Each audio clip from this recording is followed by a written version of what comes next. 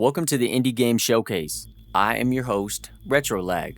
On this episode, we are showcasing Grim Earth. Adventure through a grim and yet beautiful Earth, teeming with life, humor, and killer robots. Features include hand-drawn art, a blend of action and exploration, and hidden chests. Grim Earth is a 2D platform game inspired by SNES Amiga era gameplay, with a blend of action, exploration, and puzzle solving. It features hand-drawn art, a dry sense of humor, and is free of bloody gore, although there are plenty of explosions, alien splats, and flying robot parts. I want to start off by saying that this game is a very beautiful game. The hand-drawn worlds and characters are something I really appreciate, and I think the developers did a great job in putting all these elements together.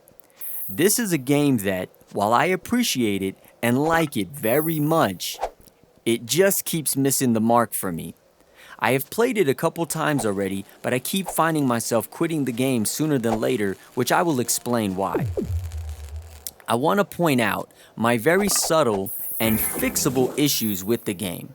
Emphasis on fixable, and then end with the great points of the game, because this game does have some very good points. The first thing that was off-putting to me was the mapping of the controller. Some of the buttons, which have standard functions on most games like A or X to action and B or circle to jump, are completely different actions by default when using a controller on this game. Sure, I can remap the controller, but I didn't because I thought the game was set up this way for a reason. However, upon playing, I did not seem to find this reason, so I can only assume it was mapped this way for the designer's preference. Again, this is an easy fix, but it did degrade my experience for this game. The other issue I had with this game was that because of the mapping of the controller buttons, it made some parts of the levels very difficult to navigate, or sometimes they were very overwhelmingly difficult at such early points in this game. Again, the controller mapping is fixable, but it did create an increase in frustration in my experience. Now, I want to state that I am not the most proficient game player, but I tend to enjoy games that gradually add the difficulty as you progress and not as soon as you jump right in. Perhaps this difficulty was because of my controller settings, but I cannot be absolutely certain until I play again, so stay tuned.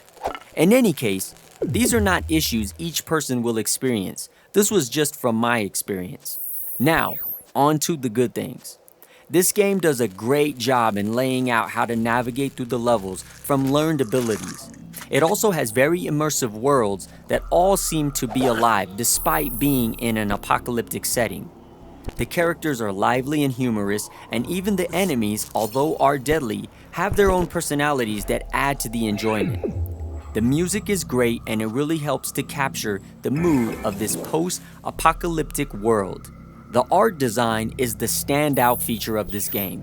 It is what drew me to wanting to play this game in the first place. The levels, the characters, the enemies, they're all amazing to just look at and appreciate. The main character doesn't have an over-the-top personality. It is almost like he is the grim part of the Earth, despite the Earth being in a disaster. This is fun to experience because it is a different personality to enjoy. Although I had my issues, this is not a game I will so easily give up on. My next time I play this will be different because of my remapping of my controller, and I am positive my experience will be different as there are already elements I enjoy of this game. Do not, I repeat, do not let me dissuade you from playing this amazing creation.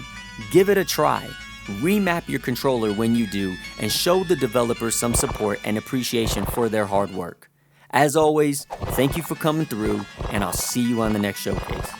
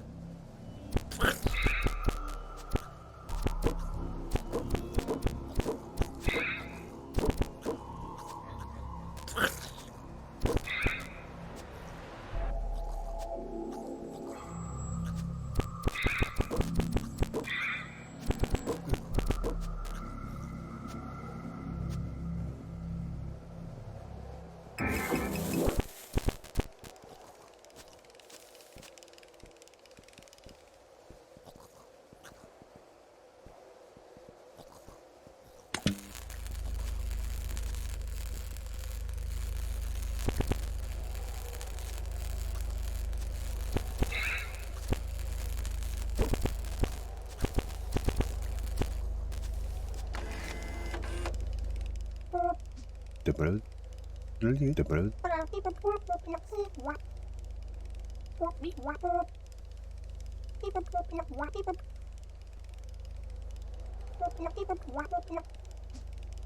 ballo.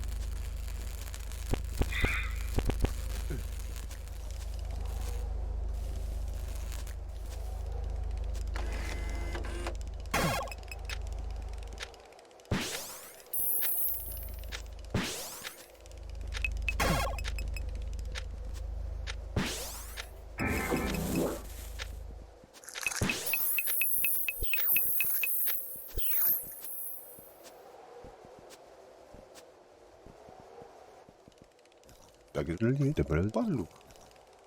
Lagi ballo.